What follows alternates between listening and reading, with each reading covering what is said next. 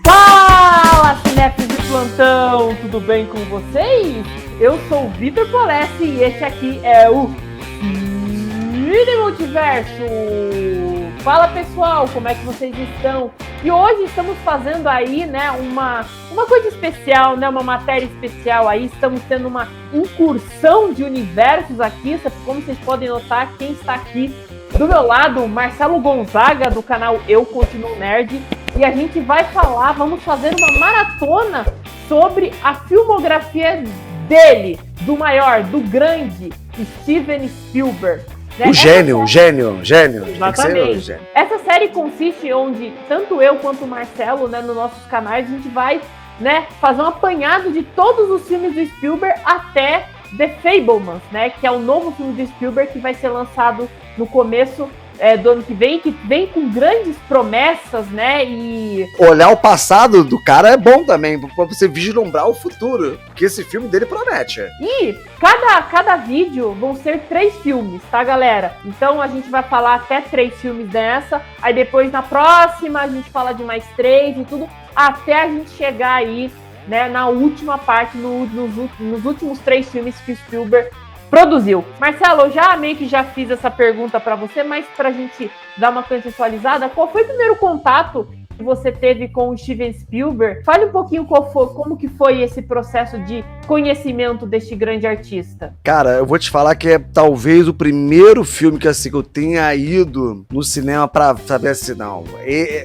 não que ele tenha sido diretor, mas que ele foi produtor, que foi o Goonies. O Spielberg, ele já entrou no meu coração já nisso, mas o Spielberg, ele sempre foi muito presente. Tanto que no mesmo ano também, apesar dele não ter sido diretor também, mas envolvido também, foi De Volta para o Futuro. Então o Spielberg, na minha infância, ele sempre esteve muito presente. E o engraçado que você falou, Marcelo, é justamente isso. Muitos filmes o Steven produziu, ele estava em outra parte, a não ser na parte da direção. Mas vamos começar aqui, eu quero puxar aqui que em 1964, o Spielberg, ele fez um filme amador, que não foi para cinema, mas foi o começo, né? O nome até do filme se chama Firelight. Foi lançado em 1964. Foi o primeiro filme, assim, do Spielberg, né? Mas é um filme amador. Porém, o primeiro filme oficial de Steven Spielberg foi o filme Encurralados, de 1971. E era um filme para televisão, né? Ele foi lançado originalmente para televisão, mas os produtores, a galera envolvida com a produção viu que o filme tinha potencial para ir para o cinema. Então olha que bizarro o que eles fizeram, que é um filme que explica muito sobre o que o Spielberg iria se tornar. E através desse primeiro projeto, a gente nota o quanto o Spielberg, ele é um exímio manipulador. Ele é um cara que sabe manipular. E esse filme fica intrinsecamente isso. Pra gente dizer qual que é a história é o seguinte, é um cara que tá viajando, ele tem que ir para um encontro, né? E aí, no meio dessa estrada, ele acaba se encontrando com um caminhão deveras estranho, né? Sim. Deveras monstruoso. Não era o Pedro Bino, só pra deixar claro. Ou pode ser. A gente não sabe a revelação. É verdade. Nossa, esse pode ser o plot twist. Nossa, era o Pedro Bino. Pedro Bino e Ivan. Não sabe, hein? Eles acabam tendo uma rixa, né, de trânsito, de certa forma, e esse caminhão vai perseguindo esse protagonista que tá no carro durante o filme inteiro, e aí a partir daí a gente tem essa história que é uma trama simples, só que o mais interessante é que o Spielberg, ele usa essa trama simples para brincar com paranoia, para brincar com adrenalina e muitos outros conceitos. Assim, essencialmente, esse é um filme de monstro. Coisa que, recorrentemente, os monstros, eles voltam para a vida do Spielberg muito facilmente. É um filme interessante, né, cara? Porque ele, ao mesmo tempo que ele é um filme de estrada ali, né? É um monstro mesmo, porque o engraçado é que você não vê o motorista, você vê só ali o caminhão. O próprio final dele ali é a morte do monstro. E, assim, é um filme que te deixa muito tenso. E até hoje. E eu acho que eu vi esse filme, Vitor, eu acho que era moleque. Eu devo ter visto no Corujão da Vida. E, cara, mega tenso ver esse filme. Caraca, o que vai acontecer com esse cara? Meu Deus do céu. E é um filme legal até hoje, cara. E já mostra ali o potencial do Spielberg, como ele era bom. Tem um documentário no HBO Max sobre o Spielberg, e aí mostra aquela galera fraca ali, né? Brian De Palma, Scorsese, George Lucas, aquela turma toda que quase não sabe dirigir.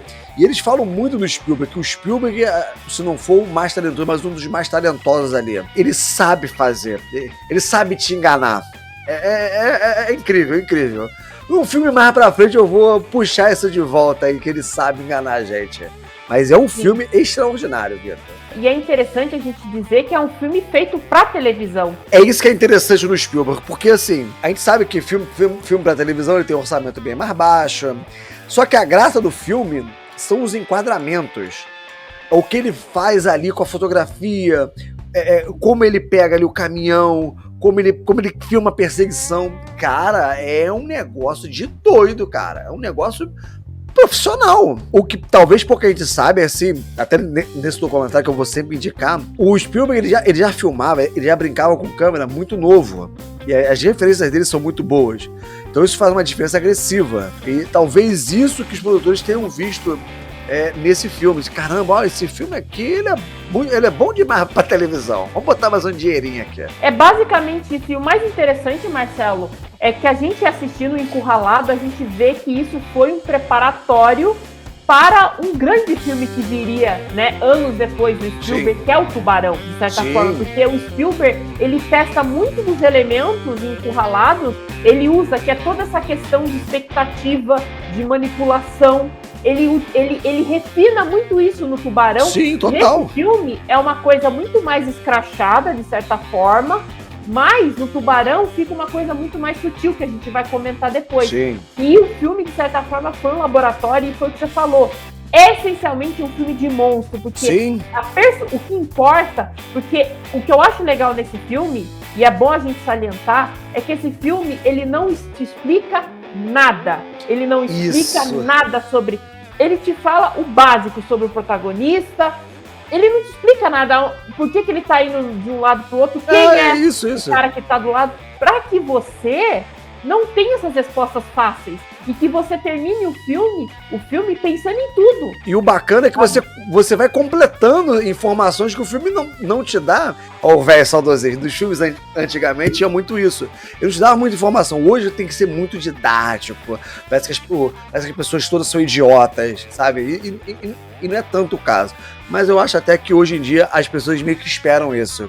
Você faz um filme que não te explica muita coisa, pô, mas isso aqui não explicou, então o filme é ruim. Tem uma cena no Mandaloriano que eles estão num planeta e aparece o AT&T e tem muita essa pegada. Você não vê o Trooper pilotando, né, o AT&T, mas você vê o AT&T como se fosse um monstro.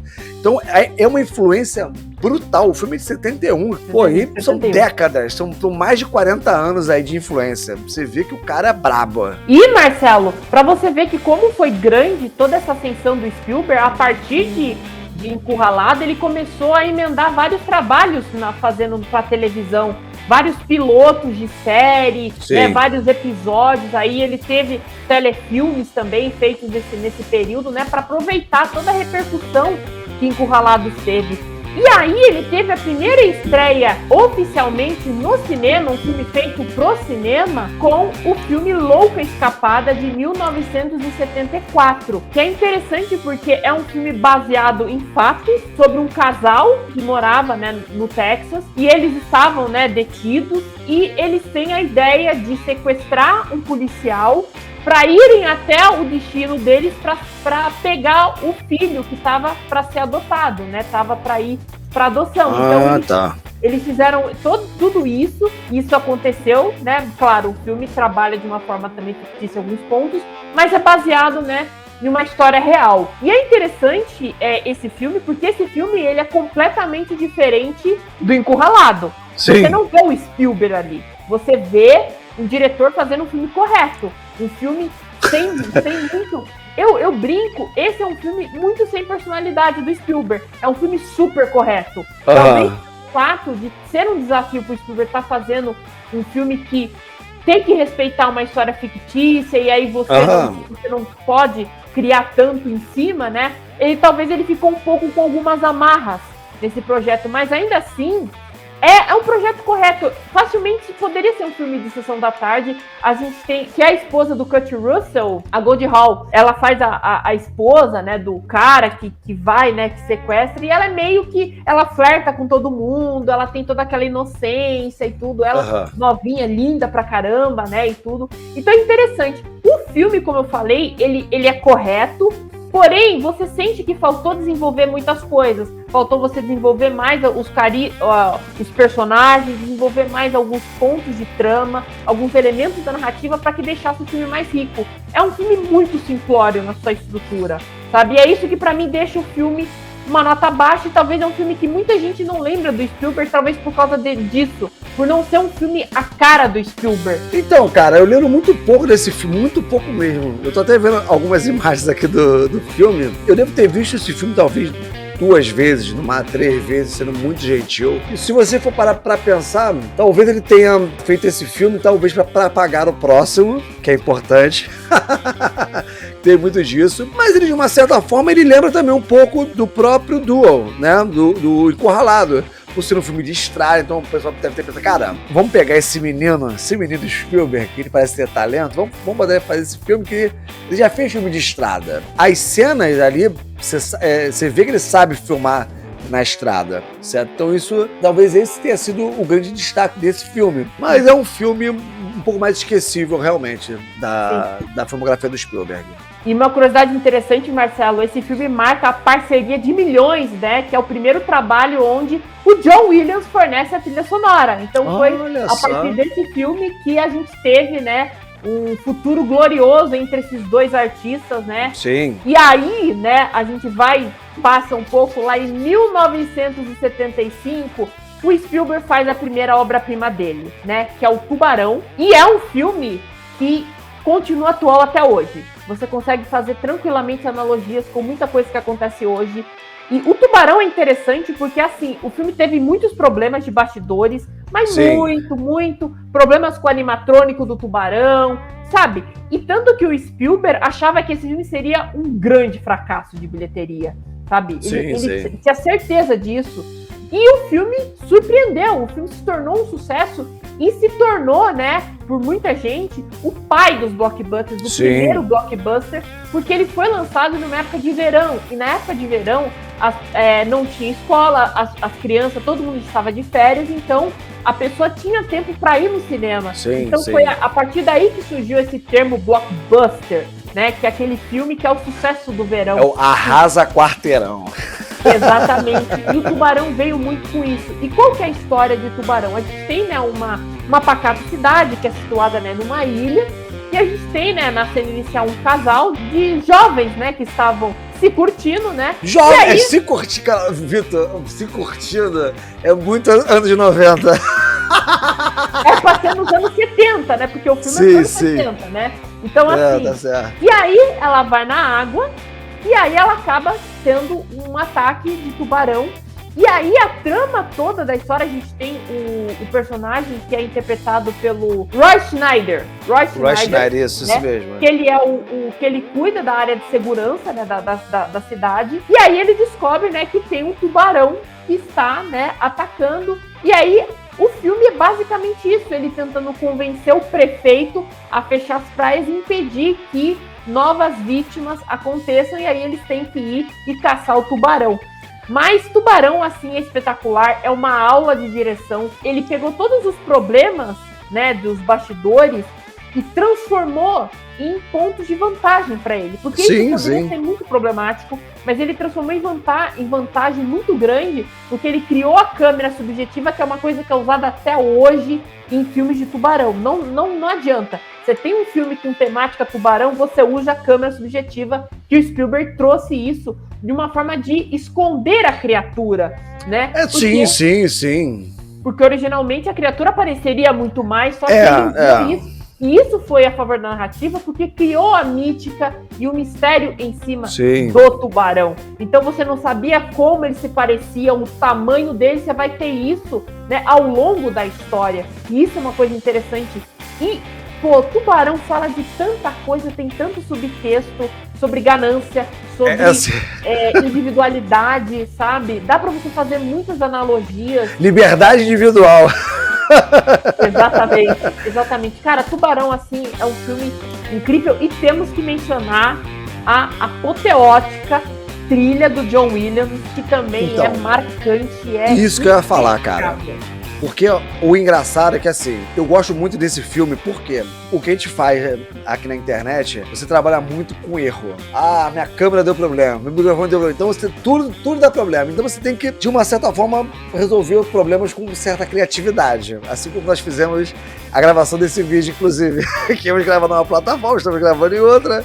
E assim vai. Os diretores, costumeiramente, acabam resolvendo. Isso tanto no Brasil quanto em Hollywood, que é multimilionário, você resolve com coisas simples. Agora, a genialidade de você associar ali a música perfeita do John Williams, perfeita demais. Aquela coisa bem devagar, que começa bem devagarzinho, e essa câmera acompanhando, você não vê o monstro. Nossa, é aterrorizante. Vitor, eu vi esse filme moleque, mas eu me cagava, Vitor, mas eu me cagava de um jeito que você não tem noção.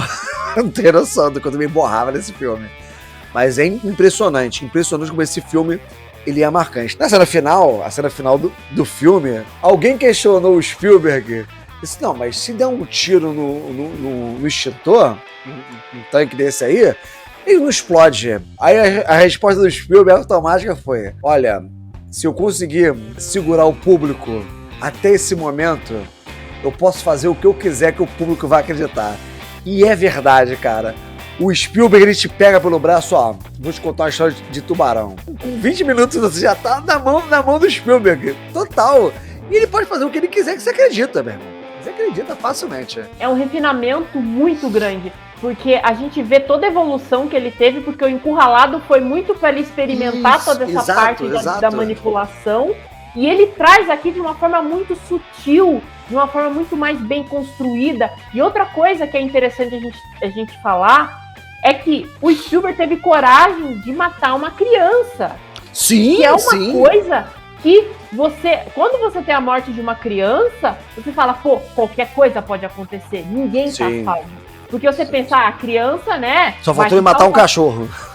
Mas teoricamente matou. Teoricamente, tem uma cena... O tubarão come, ele come um cachorro. Tem uma cena, isso não é mostrado, mas tem uma cena que o cara joga lá na praia e o cachorro vai pegar, só que só aparece o gravetinho botando. Caraca, o tubarão é evil mesmo, realmente. É o cabo do cachorro também. Sim. Ó, Vitor, tem a questão dos personagens, os personagens desse filme. Assim, você tem o protagonista ali, mas você tem ali o caçador de tubarão. Esse é muito bom, cara. Nossa. Sim, ele é incrível. O ator tem toda uma ideia que ele tava fazendo o filme até bêbado. Ele tava. Ele não tava, né, com certeza tava. Com certeza tava. E, cara, é muito interessante porque a química dos três protagonistas é muito boa. É muito boa. Você tem o Roy Schneider, né, que é aquele cara sério, aquele cara certo. Você tem o personagem do Richard Dreyfuss também, que é aquele cara que é o oceanógrafo, que entende de tudo. Também é um cara mais sério. E a gente tem o outro personagem também, né, que... É o Robert Shaw. É o Robert Shaw. E, cara, é muito legal porque assim, né, o terceiro ato do filme é a interação dos três. E é muito interessante, né, que o filme ganha muito com os três interagindo, eles caçando o tubarão. E aí a gente tem aquela cena, que é uma cena icônica, que é quando o Roy Schneider tá jogando, né, as iscas, e o tubarão aparece pela primeira vez, ele olha com uma cara, ele se afasta, e ele olha, e ele fala, "We're gonna big boat", que é, vamos precisar de um barco. Cara, essa frase é tão genial, porque você vê, cara, muito bom. O desespero dele. É muito bom e tem essa coisa, um pouco do humor também do Spielberg, né? Que ele sempre coloca nos filmes dele e é bacana. O Spielberg, ele flerta muito com gêneros e subgêneros, né? É um pouco do terror, um pouco da comédia, né? Um pouco da ação ali. É um diretor fantástico, de fato. Daria pra gente fazer um vídeo de 5 horas falando de Tubarão. De fato. Mas essa é a primeira parte aqui do nosso especial. Espero que vocês tenham gostado, galera. Se inscrevam aqui no canal, se você está chegando aqui pela primeira vez. Também se inscrevam no canal do nosso querido Marcelo Gonzaga aí, né? Que o Continuo Nerd tem assuntos de muita qualidade também. A segunda parte desse vídeo vai ser lá no Continuo Nerd, que a gente vai falar dos outros filmes que também foram da década de 70. Vamos falar de Contatos Imediatos de Terceiro Grau, vamos falar, né, do Spielberg se aventurando e fazendo uma comédia, que é o filme 1941, e terminando, né, começando os anos 80 com mais um clássico, que é Os Caçadores da Arca Perdida. Tudo isso a gente vai falar na segunda parte, no vídeo lá no Continuo Nerd. Então, galera, quero agradecer a todo mundo. Muito obrigado e até mais, pessoal!